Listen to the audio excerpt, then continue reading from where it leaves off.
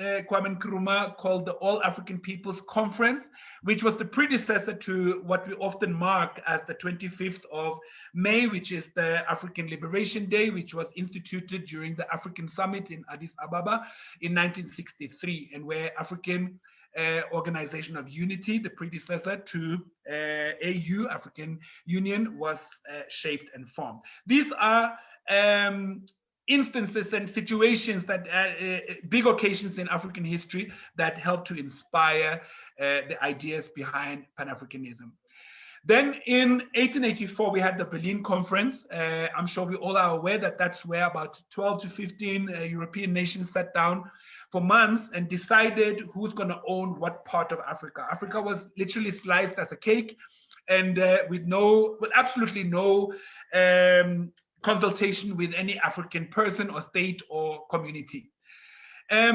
Founders, and I'm not going to go so much deep into each person's resume, but I'm just putting these names up so that you can also do further research about the founding fathers of Pan-Africanism. And one important thing to understand here is that Pan-Africanism is a result of Africans across the world coming together. Many, as you will see, many of the names here are sons of parents who were born outside of Africa. So Martin Delaney, born in the United States. Edward Blyden, born in the Caribbean. Henry S. Williams, born in the Caribbean. George Patmore, born in the Caribbean. W.E.B. Du Bois, born in the United States. Marcus Garvey, born in the Caribbean. And Kwame Nkrumah, born on the continent. This doesn't mean that it's only Kwame Nkrumah who was inspirational to the movement. But when you think about the foundational thoughts, quite a number of people who were born in the African diaspora gave a lot of the foundational thoughts, the foundational philosophy, the foundational thinking behind for instance, saying things like Africa for Africans. These became slogans and meaningful philosophical outlooks on what it would mean for Africans to shape and take charge of their own destiny. Here in South Africa, I think we also should remember Anton Lembere, A.P. Mda, Potlako Leballo, and Robert Sobukwe, who we will remember broke out from the African National Congress and started the PAC, Pan-Africanist Congress of Azania, because they disagreed with the position within ANC, which was non-racialist and didn't really want to confront the issues of race. For them, the truth was that Africa is for Africans and must have an African philosophical and political agenda. And that's why they broke out and started the PAC. I also want to remember our sisters. I think, part of the pain of reading history, as much as it's empowering to read our history, part of the pain is also that so many of our important sisters are left out. We live with a catalog of history that very often excludes women. And we need to bring that back because we believe in balance. We believe that sisters and brothers are working side to side, shoulder to shoulder. And this European lesson of women being lesser than men, being at the back of men, that's nonsense. And we must really set the record straight. So I want to call on the spirit of Queen Nani of the Maroons in Jamaica, Sunny Tebelair, a revolutionary fighter of note in the Haiti Revolution, Queen Taitu Beful, the wife of Menelik, who fought very, very viciously against heroically against the Europeans at the Battle of Adwa in Ethiopia. Amy Jack and Amy Ashwood, the wives of Marcus Garvey. Bantu Women's League, I think we need to also recognize them as some of the first voices of starting women's organizations en masse. Abeokuta Women's Unions in Nigeria, started by Fela Kuti's mother, and also the Pan-African Women's Association, which was part of the whole drive behind what became Organization of African Unity. They met a year prior to that conference in Tanzania in 1962. Let's big up our sisters and let us not be fooled and think that we arrived at where we did just by men's work. It was hand in hand, it was shoulder to shoulder, it was together. And that's how we need to continue also today. So this background that I'm now given sparked a huge interest in conversations amongst those who call themselves intellectuals, many students, many revolutionaries, many thinkers, many people who were sick and tired of being caught up in the colonial, racist experiences. So in 1900, and there's a dispute between which conference is the first, so I'm not really going to go into that, but in 1900, you had what some will call the first Pan-African conference, which was held in London, organized by Williams. And in 1919, you have what other people will call the first Pan-African Congress, which was held in Paris, organized by Dubois. But both of them brought African people into a international space, or brought African people from different parts of the world into a conversation about what should be done by Africans in terms of demolishing colonialism.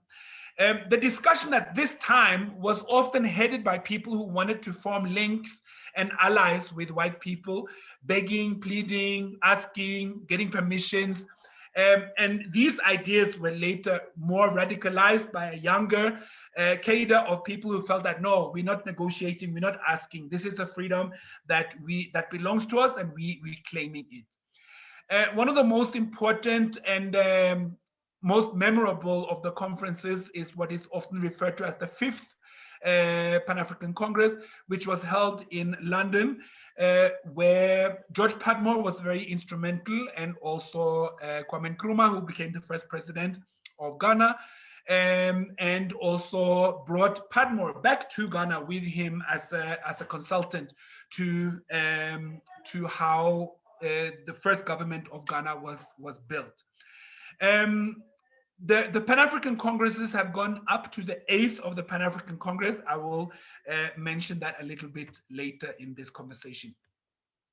So if we should, so you now will understand that there's been a number of conferences, there's been a number of writings, there's been books, there's been seminars, there's been this spread of consciousness throughout the African world.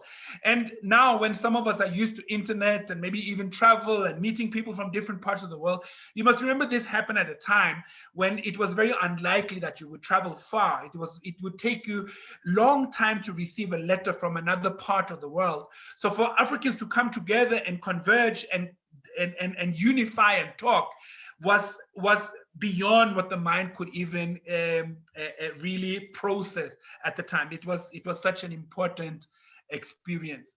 What I would say, and now I'm looking at some of the achievements of Pan-Africanism, this idea that Africans have a past, a present, and future together that they must shape, has created what I would say a political awareness. I think we live with slightly a different political awareness today than we did just a few generations ago. Even if many of us would say that it's not enough, there are much more people today that agree that we have something to do with each other as Black people, as African people.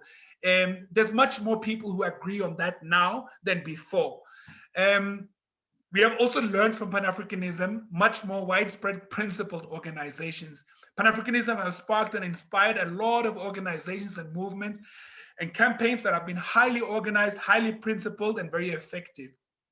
Also, there's been a unified sense of defiance, meaning that as Africans, we stand up together.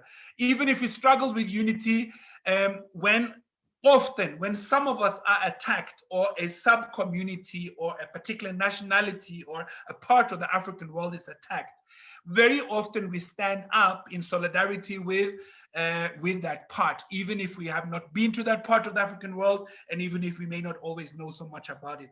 Those are some of the achievements that I see Pan-Africanism have sparked and given us. But I will also say today there's a number of things that maybe especially the younger generation are used to be exposed to, but may not always recognize the roots of. So think about the Pan-African flag, the red, black, and green. Many young people now use this flag, use these colors in how they dress, how they decorate spaces. But this comes from the UNIA movement of Marcus Garvey and was adopted by the Pan-African movement as well.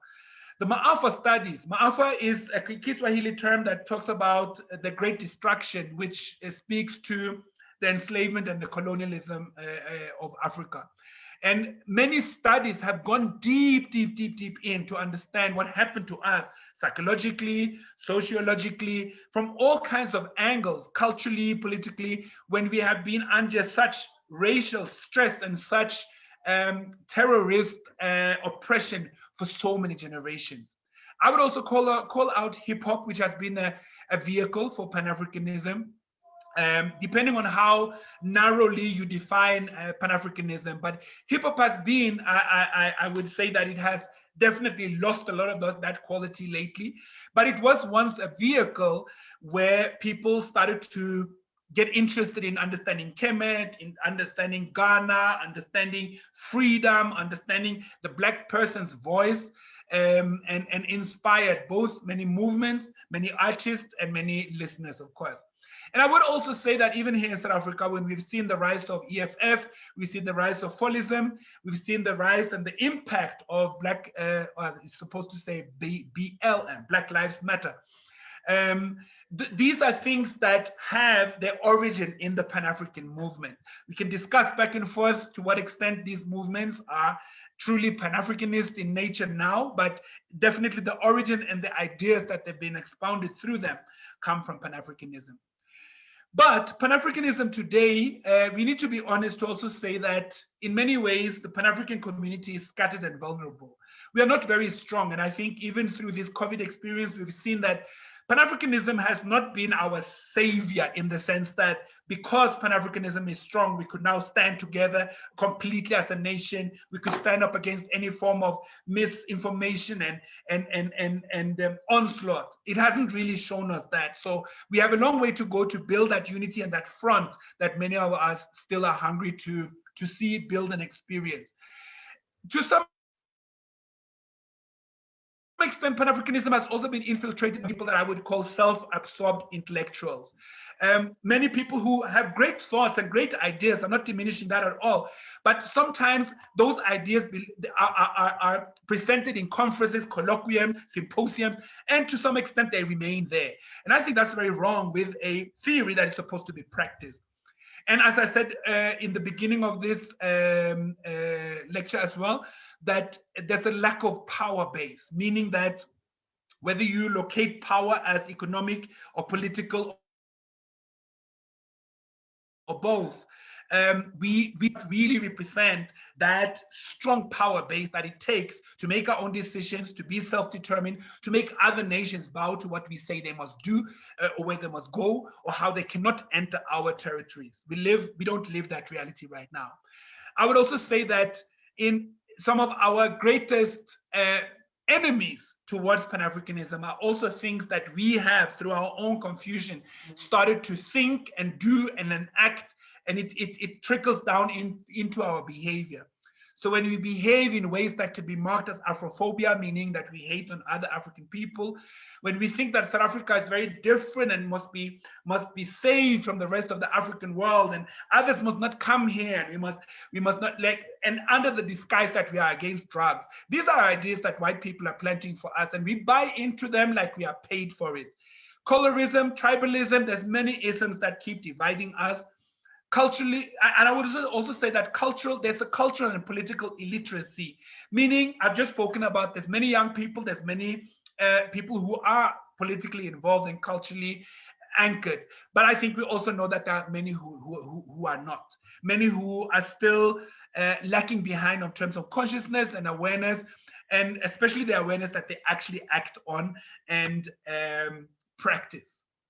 Just to mention some of the movements, it's important to remember that Pan-Africanism has sparked and inspired many, many movements across the world. And this is just a small part of it. I'm talking Sons of Africa in England, Back to Africa movement, which started with African people who had been enslaved, who either were asked to or decided to return to the continent. The Garvey movement, Black feminism, and I know we have many ideas about what feminism is or isn't, but we need to recognize that there were some women who stood up against colonial systems, and later this turned into ideas that often are referred to as Black feminism. You see that the word womanism comes up a little bit later in this overview. Afrofuturism, the idea of Africans creating ideas of things that we have never seen before, things that we can invent, places we can go, things that we can do that nobody has even yet completely developed, is an idea that has been, jazz has been an idea that, or has been an expression where those ideas have been formulated. Black consciousness, we know this from the 60s, the Black Power movement. Authenticité, which is from the former Zaire, which is DRC. Afro-surrealism, which is an extension of Afrofuturism. Afro-pessimism, which really looks at, it's not just about being pessimistic, but it looks at that the idea behind Afro-pessimism is that the way we live in this world, we will never be able to find the power we need as African people until we crush and destroy the system as it exists right now, because within it, we are only slaves, we are only marginal people. There's Afrocentricity and there's also Afroecology. All these are thoughts and philosophies and ways that inspire people to act across the Pan-African world. So then I want to talk about the power to deconstruct, meaning power to unpack some of the atrocities and ways that we have been mistreated. So I'm starting with a definition of decoloniality, which is born out of a realization that ours is an asymmetrical world order that is sustained not only by colonial matrices of power, but also by pedagogies and epistemologies of equilibrium that continue to produce alienated Africans who are socialized into hating the Africa that produced them and liking the Europe and America that rejects them. So this speaks to our confusion. Many of us love being oppressed. We might not say it that way, but the way we act, what we do, what we engage in, what we support, how we spend our money, how we live our daily lives, actually allows and pushes colonialism to exist. Decoloniality speaks about decoloniality of power, of knowledge, and of being. And I'm sure there are a number of people who are familiar with these terms. I'm not going to go so deeply into it. I just think it's important to mention them when we talk about Pan-African and Pan-African understanding of the world. On the macro level, what decoloniality is really talking about is looking at what coloniality has done to the world, how modernity is an oppressive system that we buy into, that we want, that we endorse, but that actually works against us. It talks about white supremacy. It talks about black on black violation and how we buy into these systems, how they become normalized, how black people die, how black people are not present, how black people don't speak authentically anymore, and we are used to it. Just think about how we say that hip hop, now the other side of hip hop, I spoke about hip hop earlier as a force of power, but probably hip hop is also, and within hip hop, it's also an example of the biggest clownery and the biggest enslavement that we have endorsed as African people as well. Think about all the nonsense that black rappers who are superstars and earn a lot of money around the world, how much power they are seen to have in terms of influencing trends, but they are saying, they are literally speaking to our death. They're speaking to us disappearing from the planet of the earth in terms of power and presence and history and importance. On the micro level, and I think this is important, this is where I want us to also locate Pan-Africanism, because I realize that sometimes Pan-Africanism is spoken about in ways that takes it away from our daily lives. So it seems like only governance, only macroeconomic terms, only continental realities. But for me, Pan-Africanism and decoloniality helps us to also understand the significance on a community level. What does it mean to be decolonized on a community level? What does it mean to be decolonized within the family? How am I talking? What am I engaging my children in on a daily basis?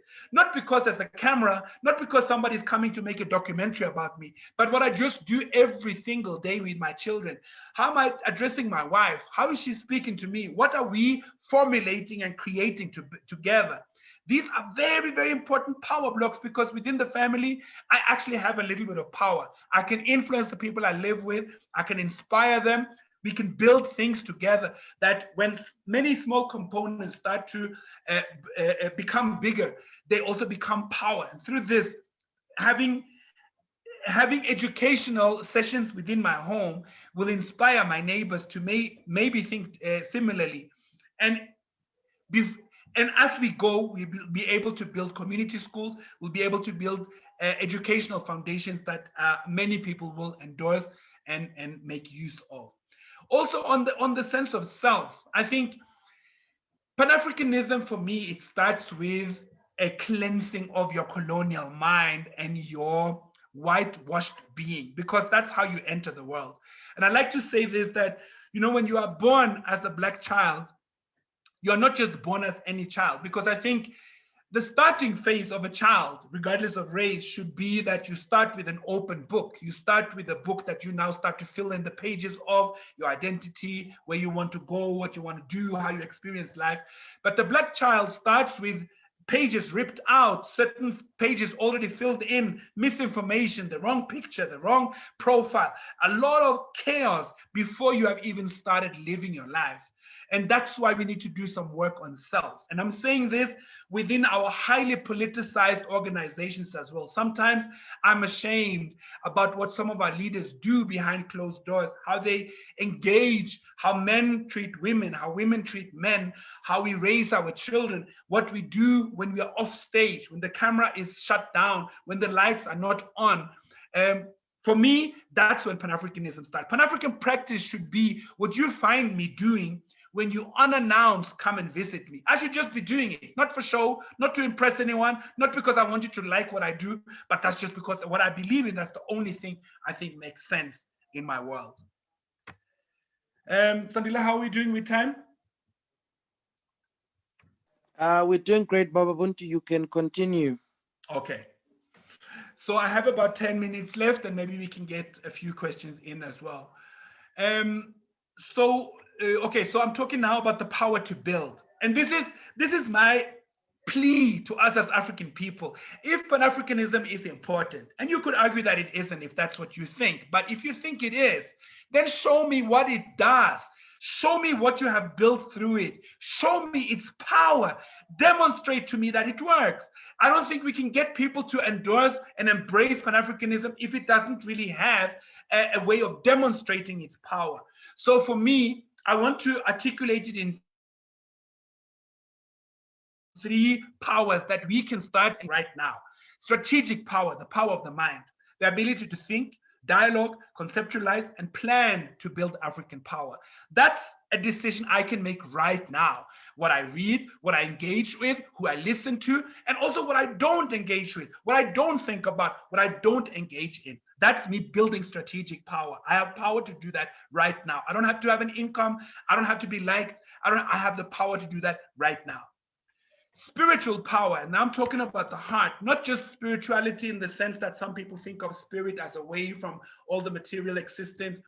The ability to integrate metaphysical, ancestral, and ritual realities to build African power. I know some of us have been brainwashed into thinking that we shouldn't really go into African spirituality. I think that's one of our greatest losses, and one of our greatest illiteracies, because we have become scared of what actually is our power.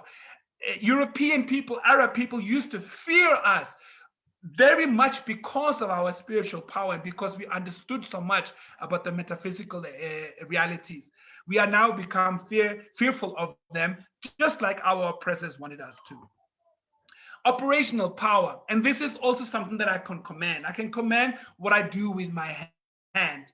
The ability to position skills of organizing, institutionalizing, and implementing African power.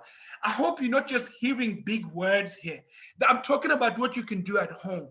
I'm talking about what you can do as a parent. I'm talking about what you can do as a neighbor. I'm talking about what you can do in the position of other skills that you may have, vocational skills, practical skills, intellectual skills. Are you writing? Are you building? Are you having youth sessions for young people to really gear their minds towards African power? Or is this a conversation you have mostly within your head or when you go to your organization's meetings? Because if it is, I question, what is really the power then of Pan-Africanism if it only exists in meetings? I'm going into the last part of the presentation. Here I want to talk about practical Pan-Africanism. And I'm bringing back the concepts of power, the concept of unity, and the concept of will. And will, for me, is very important. Marcus Garvey told us, up you mighty people, you can accomplish what you will. So African people, what do you will? What is your will? Because will is unbreakable. Will is not wish. Will is not something you do when you have time and you have money and when things are okay. Will is what you do no matter what. Will is so strong that it penetrates, it pushes, it goes through walls that other people are like, no, you can't do that. You can't do that. Will is going to make me do it. So what is your will, African people? What is our collective will? What do we will so much that nobody can stop us? So the question I want to circulate a bit in your mind is also this. Is it okay to organize around the issue of race or the concept of race? I'm asking that because I realize that some of us are uncomfortable with race. We wish that race didn't exist. We are not sure if we are emulating our oppressors when we use the term. We're not sure if it's okay to exclude people who we don't have a racial affinity with. We're not even sure what to do with these people who are not our race, who have occupied our land. And we become very uncomfortable. Many of us become very uncomfortable when they are spoken about and when there's incensed voices against them. And as we have seen, for instance, some of us are very angry with Africans coming from other parts of the world, but we are extremely peaceful to the people who actually violated, enslaved, and colonized us. So why are we so uncomfortable with race? Obviously, part of it is because it is a false concept. So I think deep down, it also, on an analytical level, we can't really grasp that we can organize the world around a concept that doesn't even exist. But then again, race does exist in the social realities because we know that if you're a Black person in this world, it actually matters. You are actually seen differently, you are treated differently. And we know that a lot of our history can be ascribed to how the white and Arab world has been so fearful of us and so hateful of us because of our Blackness, because of our Africanness, because of our knowledge, and because of our supremacy. So these are 4 things that I'd love us to, position when we think of practical Pan-Africanism. We need, and I'm speaking especially to young people, and if you're not a young person, make sure that you spend your time motivating, guiding, and inspiring young people to do as follows. 1, we need radicalization of ideas. We need self-determined political awakening processes for fearless and determined action, not just for talk. Not just for nice talk in the backyard and sitting and feeling, yeah, I'm really with my brothers and my sisters right now. No, we need action. 2, cultural anchoring, relearning cultural knowledge and practices in order to fill voids of amnesia and to build collective purpose. I hope everybody understands what amnesia is. Amnesia is when you have lost your memory so bad that even things that you did 3 years ago, even if you see a picture of something that you did 3 years ago, you will deny it to say, I didn't do that.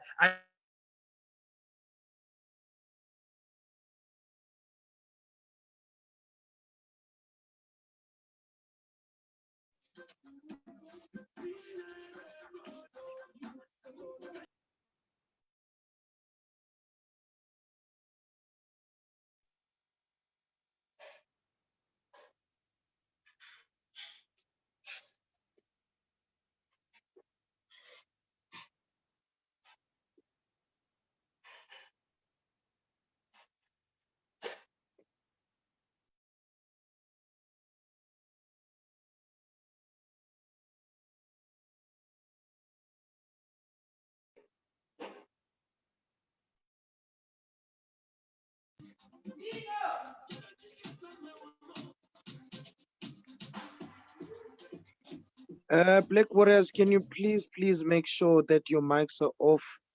Baba Buntu, are you still with us? I think we lost Dr. Baba. Oh, he's back with us. Can you hear me? Yes, sir. And then can everyone else please make sure that their mics are off, please? Thank you. Okay, I will try to be quick because I'm not I will try to be quick because I'm not sure what's happening here. I can't start my video, but I hope you hear me. We can hear you, Baba So, Buntu.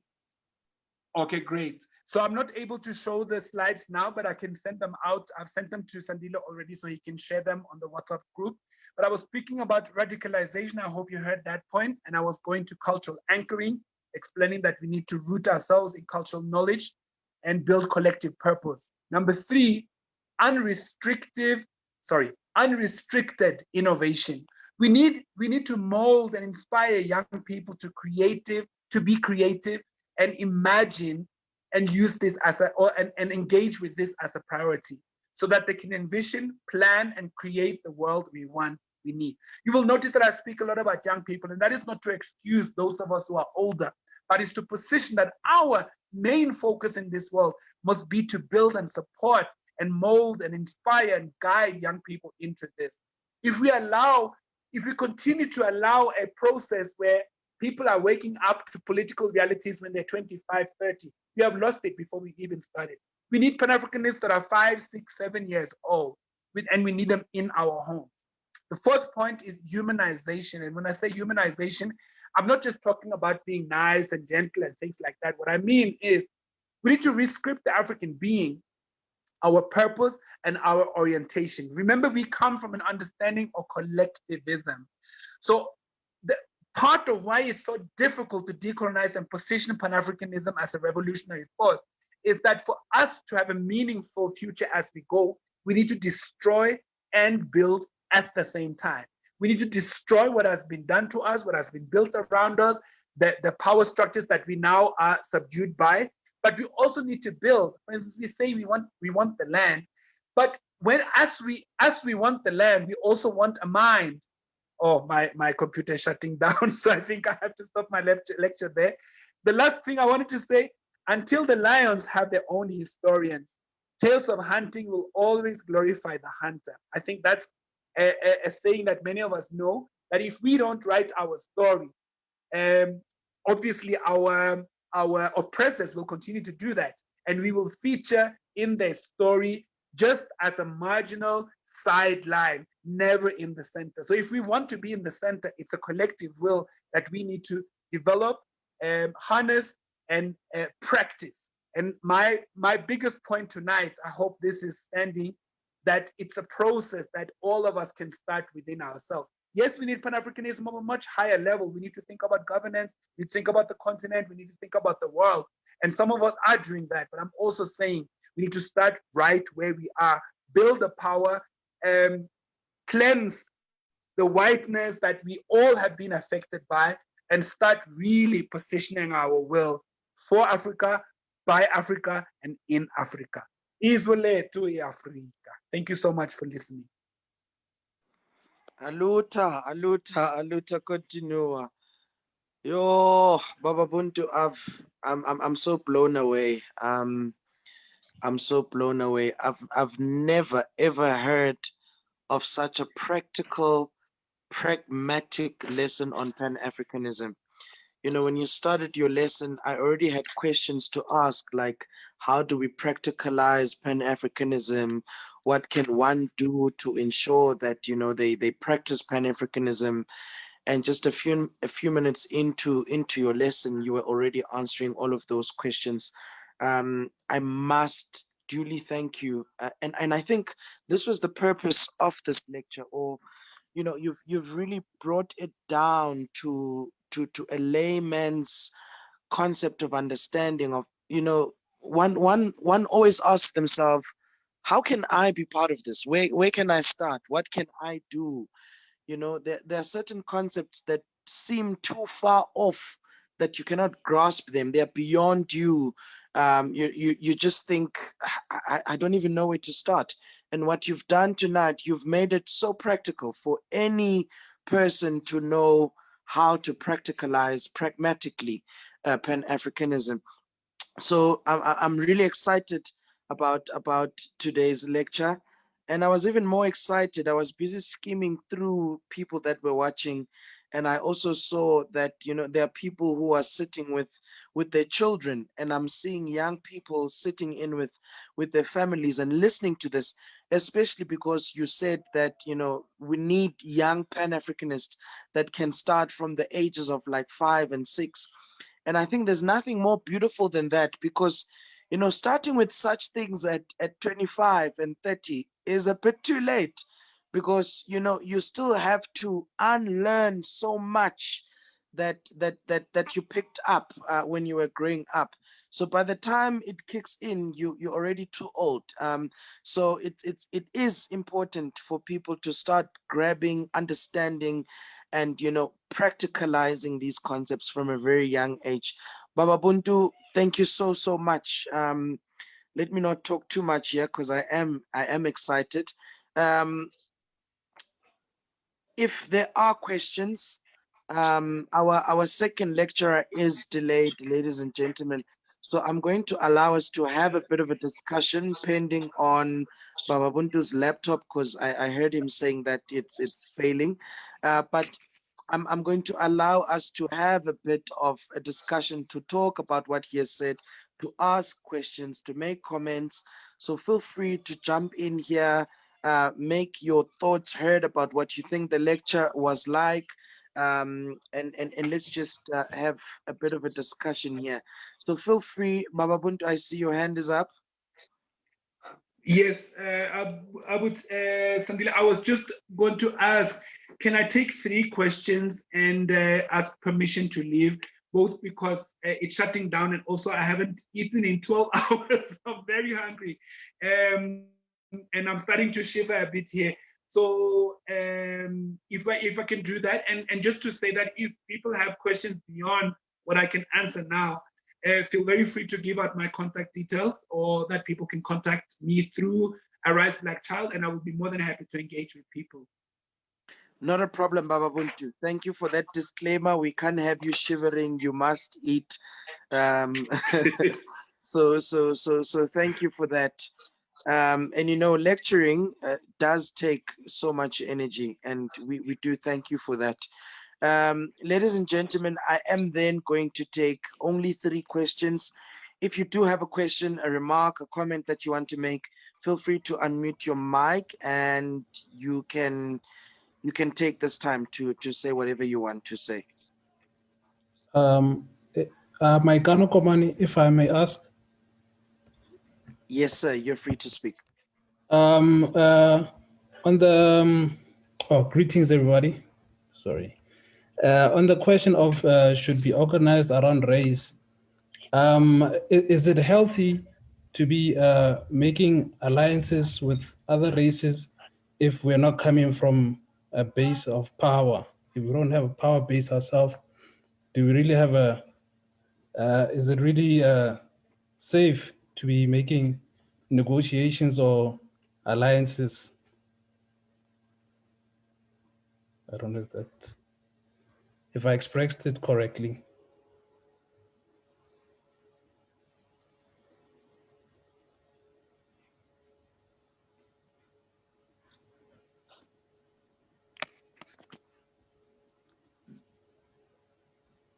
Yes, I heard your question. Should I go ahead and answer right away?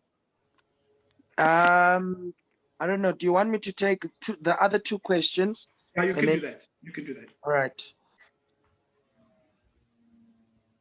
If there is anyone else or 2 other people that have a question, a comment, please feel free to unmute your mic.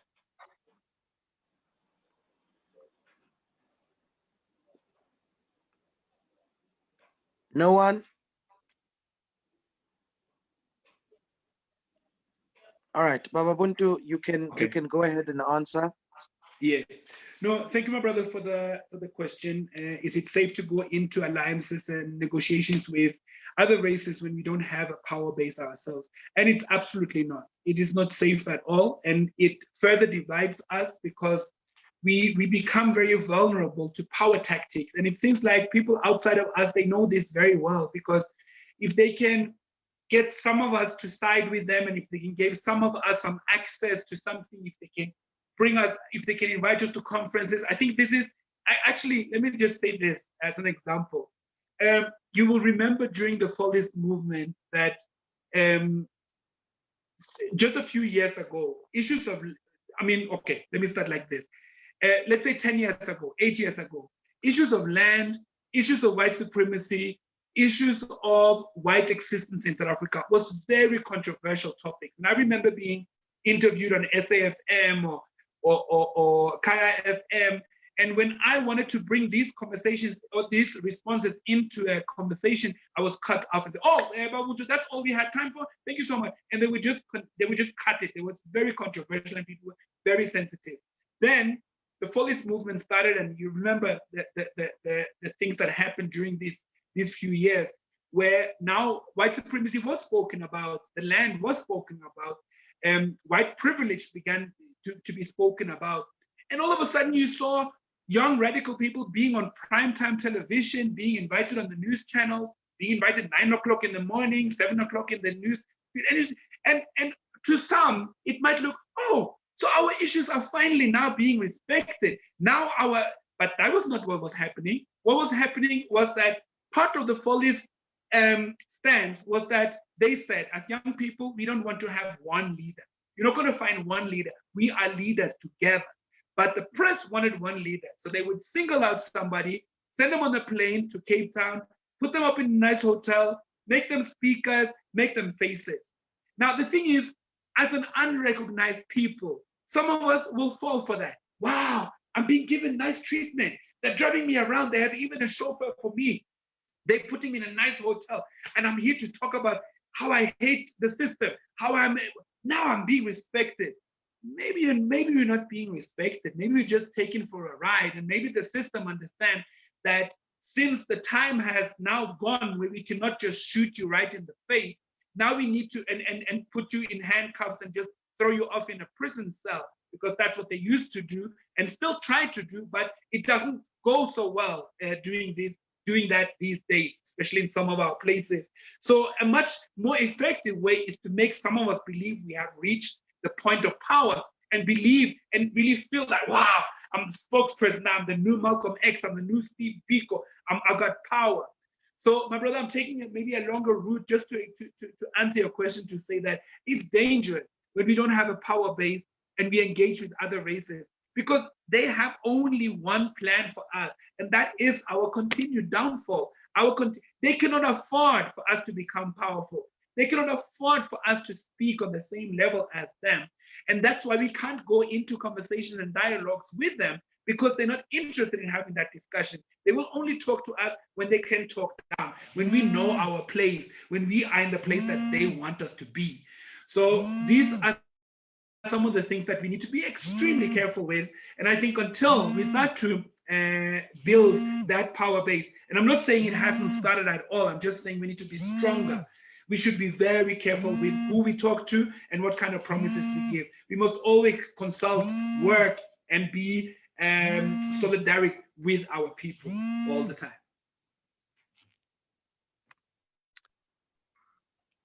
Baba Buntu, thank you so much for that.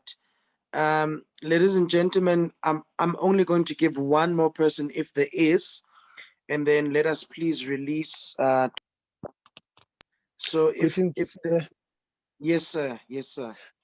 Greetings to everyone. This is Pamandla. I have a question directed to Baba Buntu here. My network once failed me, so I'm not sure whether I'll be asking something in a line, but my basic question or my fundamental question is that how can, as an African young person, be radical without being seen as an anarchist to the people which I live with the people in my space, and try to educate with other people about Pan-Africanism in the reality of my space? I don't know whether my question makes sense, but yeah, that is my question. Thank you so much, Pamandla, for your question. And I can completely relate to what you are saying. The sad fact is that when we stand up for what we know to be the only truth, and not even a radical truth at that, we are ostracized, we are seen as troublemakers, we are seen as people who instigate, we are seen as violent, we are seen as so many different things. And I think when you ask, how can I not be seen as an anarchist? You know, I think I appreciate the question, but the sad fact is that we're talking about a nation of people who have been brainwashed for so many generations that we actually have within our almost, I would say almost within our DNA, meaning that it has become part of what we are born with, a self-hatred that goes beyond our consciousness. So I may be able to say that I don't hate myself, but deep down I actually do. I may be able to say that we are all equal, but when a white person speaks to me, I bow. And when a black person speaks to me, I shout back. That's just how it is. This self-hatred comes out. So I think I would say to you, yes, it's not nice to be seen as an extremist. It's not nice to be seen as an instigator, as somebody who's violating, but keep doing what you are doing. I think generationally, and this is what young people are supposed to do. So you're doing exactly what the young generation is supposed to do. You're supposed to shock us. You're supposed to confront us in a way that is uncomfortable, because we're living with oppression. Our people are dying every single day, body, mind, and spirit. So how can there be an amicable and nice and soft and cushioned and beautiful way to articulate that? It doesn't make sense. So it has to be said in harsh terms. I don't think it's even harsh. It's just truth. And truth, we say that we hear that truth hurts. And if it hurts, let us be heard. Let society be heard and hopefully be provoked to a point that they speak. Think about of the many ideas that now have become more acceptable to talk about. I mentioned some of them: white supremacy, white privilege, how we cannot sit and wait for land, how our freedom is not something that is given to us. Those ideas are a little bit more center stage now than they were just a few years ago. And that's mainly because of young people being what you describe as a force, unapologetic, pushing forward, not taking no for an answer, saying, you know what, if you don't let us in, we're going to break this door down. If you don't want to stop what you're doing, we're going to burn your building. And you're criticized for that. You say, no, but this is crazy. How can you create something by burning the building? Yeah, but how can I create something by writing a letter and have a meeting with somebody who doesn't even respect me? So I think these are the methods that needs to be done. And even if a segment of our society cannot understand, so be it. We are working for a future to come. And for that future to come into existence, we need to use any means necessary. So thank you for your work. Thank you, Dr. Bababuntu. This really was Pan-Africanism 101. So Thank you. we truly appreciate it. I'm sure that everyone appreciates your lesson today, better understands the concept or the ideology of Pan-Africanism. And ladies and gentlemen, we have recorded this. It is also on our Facebook page, which is Arise Black Child. So feel free to go back and listen and, you know, watch this again and really get to fathom and grasp this concept. Baba Buntu, allow me to release you to go and eat. No, thank you so much. And thank you so much to both Arise Black Child and to all the participants in this conversation. Thank you for the work that I know that many of you are doing. Don't tire, don't tire, don't tire. Let's continue and continue and continue. And Arise Black Child, I did send through some notes if you'd like to consider them as homework for the students in the class.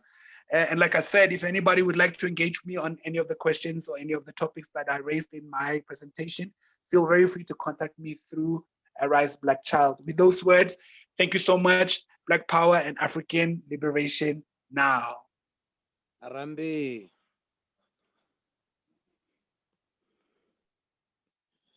Thank you so much again. And then Black Waters, just to reiterate what Baba Buntu has said, he has given me a task, a homework of some sort for everyone to do. So I will be posting that on our WhatsApp group. I hope that everyone is there. I'll be posting it there, and I'll be communicating further details as far as that is concerned. My problem at the moment, ladies and gentlemen, is that our second lecturer had an emergency earlier and was rushing from hospital to his home, which he said is about 50 kilometers. That was about at 6 o'clock. So I have since been trying to get hold of him, and his phone is now off. The last time I called him, he said he was 20 minutes away.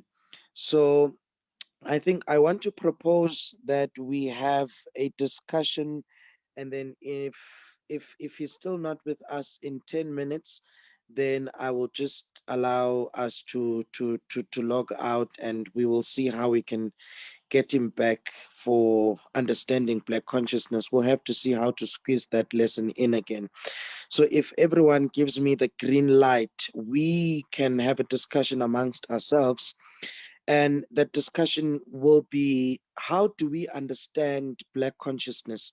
What do you know about Black consciousness, or what does Black consciousness mean to you?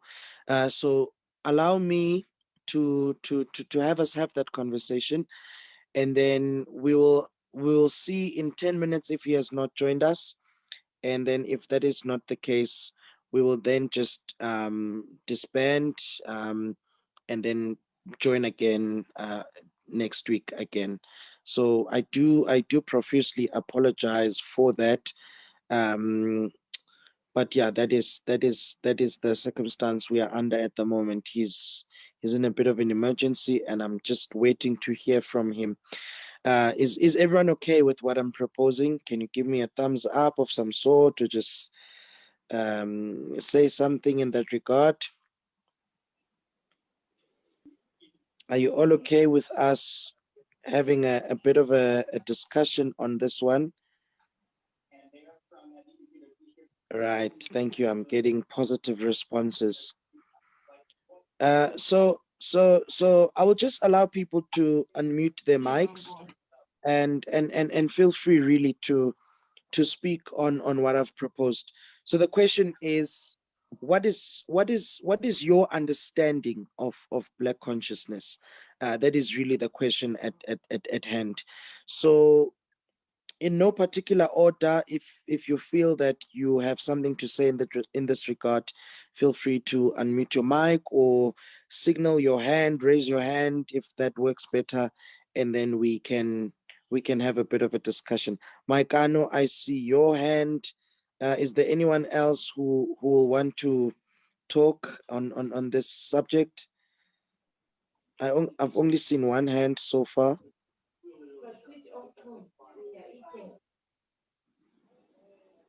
Oh, Black Warriors. You don't want, I see Mtutuzeli as well. I see. Thank you, sir. Anyone else? Mr. Fani Baloi, do you not? Tutuga Vilagazi, thank you so much. Mr. Fani is popping his eyes. I'm just asking, do you not want to jump in as well? So thank you. Let's have a conversation. Let's talk amongst ourselves while we wait for our lecturer. So Maikano, I will start with you. How do you understand the concept or the ideology of Black consciousness? As I understand it, one aspect of Black consciousness is an active refusal to be an active participant in one's own oppression. What I understand from that is that the system in its nature has set up traps for us. There's traps for us in the system where with understanding, you realize and see these traps, and with that knowledge, you stop yourself from falling into those traps. Things that self-oppression be like how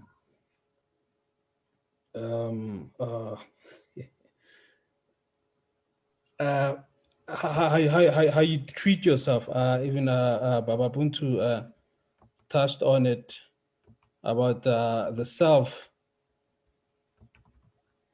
educating yourself and taking care of yourself, family, community, and so on. I don't know if, yeah. Thank you, sir. I do appreciate that input, and I fully agree with you. I fully concur with you. The whole idea of refusing to be an accomplice of your own oppression, I think is very important as far as the ideology of Black consciousness is concerned. I forgot the order now again, but I know Brother Mtutuzeli, your hand was up, so please feel free to engage, jump in, sir. Revolutionary greetings, sons and daughters of the soil. My name is Mtutuzeli Mabaso. I would like to quickly engage on the Black consciousness. To my understanding of Black consciousness, we as Africans, we have to emancipate our minds from mental slavery. So now we're gonna touch base a little bit from what Baba Bantu have just shared with us. Our history has been colonized, has been tempered with. We are the Black people, and Africa is our continent, and our continent has a lot to offer in the world at large. So, in simple words, Africa has its greatness. It is us that have got to rise up. We have to feed ourselves, inject ourselves with Pan-Africanism. The ideology of Pan-Africanism is not only by reading books, we have to live it by actions as well. We have to extend it into our own families. We have to by dress codes, by what we eat, by how we live our daily lives, how we talk to our kids, how we talk to our families, our mothers, our fathers, and I will simply say the Black child, according to my view, is rising. Akebulan is rising. I see a brighter future going forward, but only if we unite as Africans, because only through unity we are able to break the chains of enslavement. But again, we must always understand one thing, that our enemies will always try to break the unity that we are fighting for, but our spirits must always be high, and we mustn't lose that to fight, and knowing that our history is the one that made and is the one that built the world out there. We just have to find ourselves within ourselves. We must awaken the mother mind and then push Pan-Africanism forward. Aluta continua, izwe lethu. Israel too. Thank you so much, leadership. I see you came prepared. You even put on the regalia of Robert Sobukwe's revolutionary movement. Thank you very much for those inputs. We do appreciate them. Sister Tutuga, your hand was up, or you signaled that you'd like to say something as well. So please feel free. Good evening, everyone. Hope everyone is well. So my understanding of Black consciousness is basically understanding who you are as a person and where you come from as a people, because that would define where you're going and what boundaries you are setting about for yourself and the people around you. So when it comes to the things of slavery and colonization, that plays a big part, because we lost who our identity and who we are as a person. And the moment we redefine that is where we can get back to being who we were meant to be as a people, basically. So yeah, thank you. That is an amazing input, Sister Tuga. Thank you so much for those thoughts and those contributions. We appreciate them. Black Warriors, let's feel free. Let's feel free to jump in. We hardly have discussions, so feel free to jump in, feel free to make a contribution, to make an input of the subject at hand. Zakhele Shabangu, you are recognized.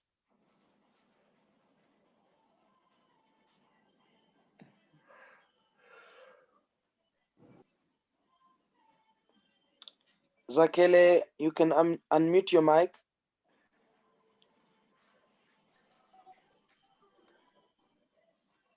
Hi, Anyone? yes, Yes, yes. sir. Sorry about that, sir. Tumthokozisi, Tozile. I just had something on my mind when we were speaking. You sounded so positive about us as a youth being awakened and knowing what we should be doing from now onward. But I'm just afraid as an individual. So I just need to ask you guys as a team, maybe as how vulnerable we are currently as a youth, because now, if you look back, Dr. One mentions many prominent figures back then, the likes of W. Du Bois, Sobukwe here in South Africa. He mentioned them, many of them.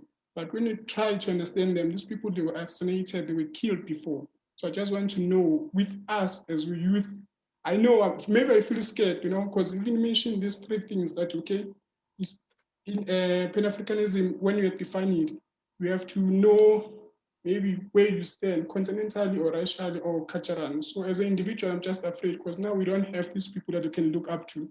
All these likes of Sobukwe, all these people that were killed.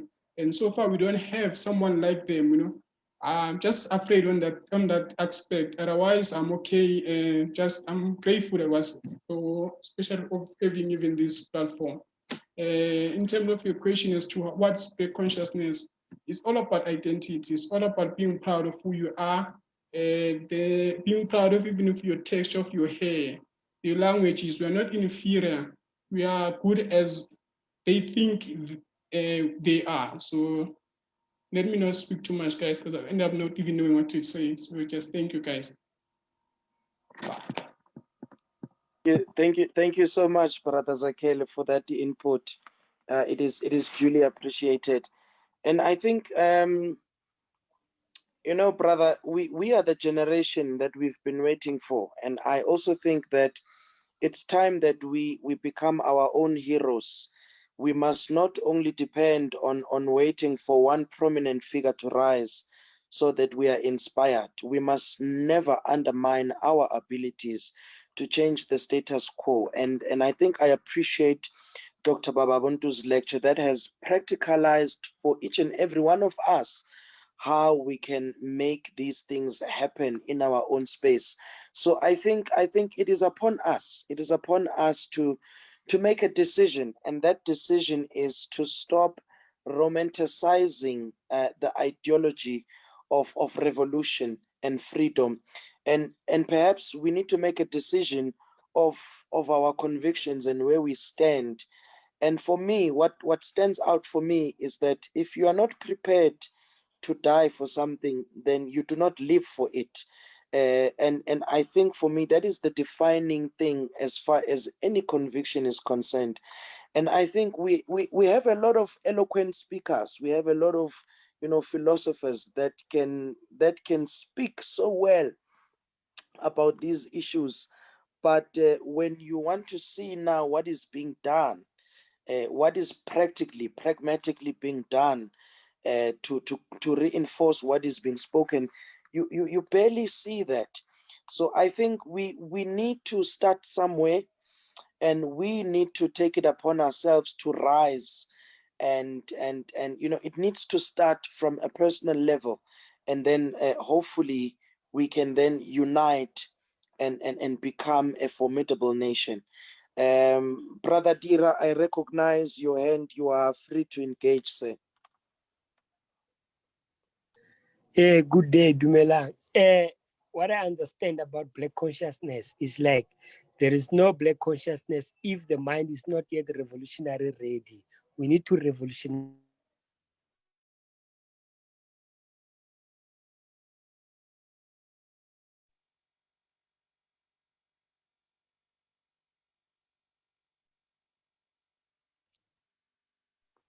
Brother Dira, I'm not sure if it's just me, but I've lost you on my end. I think you've muted your mic. Or can you hear me now? Yes, sir. Continue. Okay, yes. What I'm saying is, before we understand about Black consciousness, we need to understand about what is a revolution. A revolution is change, and a revolution is something that we must not take it for granted. We need to revolutionize ourselves first as individual before we can understand about the Black consciousness. Because of Black consciousness, it explains to us that we need to love one another. We need to have a group economy. We need to start to have what we call Black love. But the question is, are we ready for that? Because if we are not ready, we must forget about the consciousness of the Black man. As we understand, Kataji Hudson said, if you control the mind, you don't have to worry about the action. Now, today we have been colonized in terms of the actions we are doing. We are so quick to go for apply for a CV for a white man to hire us. Now we must start to change that. We must start to have what we call one love, where we will be able to hire ourselves. We'll be able to employ each other. Now we will go back to the issue of Black consciousness, where we will build our own communities. We need to move from these toxic communities that we are living in and start to have our own. That way I understand about the Black consciousness. Thank you. Thank you very much, sir. Thank you for those inputs. Is there anyone else? Brother Fani, I'm not sure if it was a hand or yes. You are free to speak, sir. Good evening, warriors.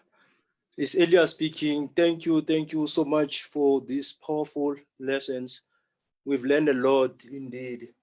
To me, Black conscious, as it says, actually is being conscious of our Blackness, loving ourselves. And when I look at this, I think it's starting by loving ourselves as Blacks, because sometimes it's difficult to influence other people when we are actually not loving ourselves. You see, like what happened, I think a few days ago, this thing of cliques, I don't want to get deep into it, but I was asking myself, like, you see, if our African sisters will see how beautiful they are with their black hairs and all those things. So I think it goes to like embracing our identity. And I think to parents, what Baba Buntu said there, that it doesn't start in the micro space. It can start here, in our families. So if I have a child and starting from there, buying black dolls and all those things, then I'm teaching this child to love himself or herself, from the young age. And when he grows up, then I think he will be able to influence others to see that this black, there's nothing wrong, you see, with being black. So once we start there to embrace our blackness, then I think it will be easier to influence that blackness to others and to show the rest of the world that black is good. So it's being conscious of our blackness and love ourselves. Thank you so much, sir. Absolutely. There's nothing more true than what you've just stated. So thank you so much for that input. Brother Fani, you've been dying there, picking up your hand. Please just unmute your mic, sir, and then feel free to speak. Okay, Fani here. A lot has been said by Ubaba. Then what I just want to say about the issue of Black conscious is the fact that I think it has to start by us having a good paradigm shift in terms of having a good intrinsic motivation. Because if we carry on allowing the issue of or using the Euro patriarchy, this system, it has collapsed a lot of our system because we have been infiltrated to think that a white systematically is a good system, as Ubaba has highlighted initially. So for me, and from where I'm standing, I personally feel and think that it is gonna be a good idea as a Black people to be stubborn with our pride and demise this Euro patriarchy system. And if again it was possible to have a gazette which we're gonna gazette so then we can enforce our Afrocentric or Afrocentrify our blackness, if that chance it is, then I suggest that we can embark onto it.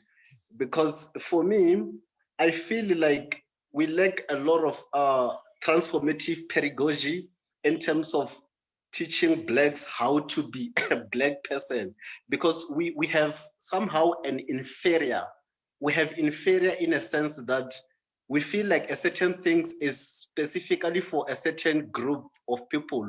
We don't have a pride within ourselves to enforce or exercise our blackness. So with everything having been said, I personally support whatever everyone has suggested and the lesson which has been shared in terms of black conscious. But my understanding, I think it needs to start by having a good intrinsic motivation, as Ubaba just highlighted initially to say, we don't need to talk about a revolution, but we need to live it, practice it in a daily basis. So I don't want to say much. That was a little things that I wanted to say. Brother Fanny, you have said much, and we do appreciate it. I agree. I concur with every single thing that you have pointed out. You know, ladies and gentlemen, it is no secret to any of us that being black is tough. You know, we live in a white imposed world, and how do you become black in a white imposed world? It's difficult. Therefore, people need to be helped through that, because they live in a world that constantly reminds or tells them that they are not enough, that they are not good enough, and you know, they have to continue to prove themselves. While they are trying to love themselves, cliques will say that your hair is damaged and all sorts of things. So we do live in such a world. And it must be pointed out, we might have heard this in other lessons, that all of this is not really hatred, it's envy. It's envy because of the greatness that we possess. And that was the basis of colonization to begin with. Colonization only began because of envy, and because they wanted the power and wealth and the economic benefit from the things that we have. The fact that we have melanin, you know, I stumbled upon some research on melanin. We only think it only has to do with pigmentation, but there's so much that goes with having melanin. It speaks to, you know, so many things, such as, you know, having a heightened level of understanding, your IQ. It has such an impact that we do not know, because the world does not want us to know, because, you know, the world continues to want us to be asleep and to be unconscious of our greatness, and to continue to be sleeping giants. And I think I must state categorically that this is the reason that we have started this Black Education Masterclass. The idea here is not to gather knowledge about Africa and you know, be proud of just being knowledgeable. This is not about intellectual pleasure and you know, flexing about knowledge that you have about Africa, but it's for us to use whatever knowledge we have gathered here as an agency of trying to see how we can pragmatically practice Pan-Africanism, practice Black consciousness. And that is why I appreciate Dr. Bababuntu's lecture today, because it was not a far-fetched theoretical concept that we cannot practicalize. All of us can practice being a Pan-Africanist, can practice Black consciousness. And we must understand that from the onset of our history, we have been brutalized, we have been molested, we have been done all sorts of things because of the brilliance, because of the you know, because of the power, because of the wisdom, because of the civilization, because of all the great things that we have had. And today it seems like Africa is taking the back seat. It seems like, you know, Africa is at the back and is not advanced, because that is the narrative that white supremacy is pushing. that, you know, we are uncivilized, we were barbarians, they are the ones that brought civilization. And so if you grow up with that, you will forever feel inferior. You will forever feel like you are less. You'll forever feel like you're not enough. You will forever feel like you have to prove yourself. And that is why it's important to know your history, because if you know the real history, then you will know that, oh, okay, things were twisted around. White supremacy has actually changed the narrative, because they, in fact, out of their insecurities, have changed the narrative so that they feel good about themselves. But in fact, we have always been the greatest, and we will continue to be the greatest.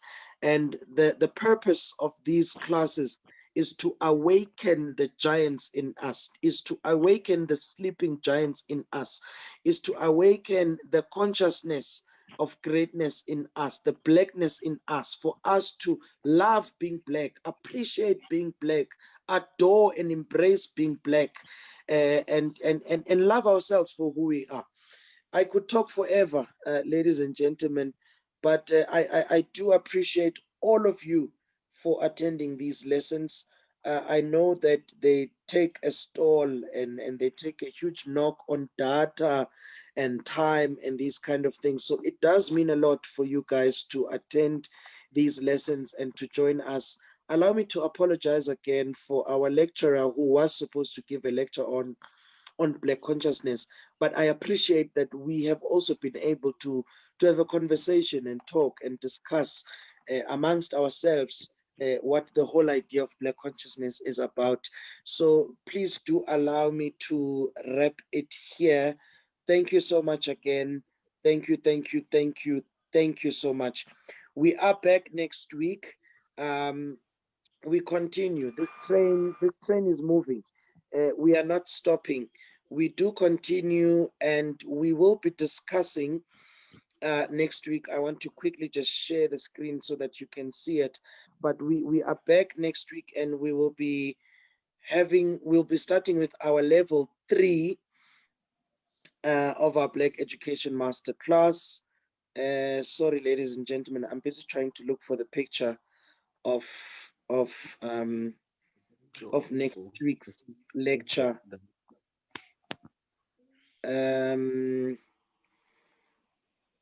Okay, I'm struggling to find it, but we are back next week. Okay, here it is. We are back next week, ladies and gentlemen, and you might see on your screen, I've just shared it now. We'll be talking about, so we are starting level 3, which will look into the recent African history, and we'll be talking about the reinforcement of white supremacy through media, laws, and institutions, and that will be given by Uitumeleng Makale. Also, we'll be having understanding neocolonialism and coloniality by Udifference Mabasa. My phone is also dying now, sorry about that. But thank you again, ladies and gentlemen, for being part of this. Let us see each other next week. I will share the homework that Ubaba Buntu wants us to do. And by tomorrow, I should be sharing the certificates for completing level 2 of the masterclass to all of those who complied with the stipulations.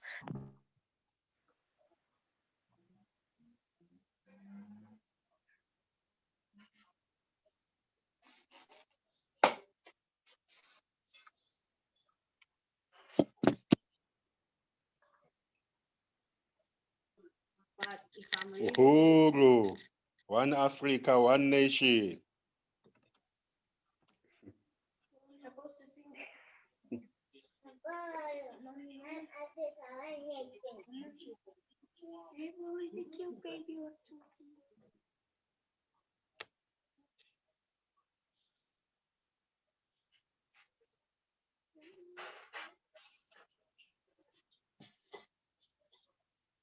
And now that we're gonna start making food, I think.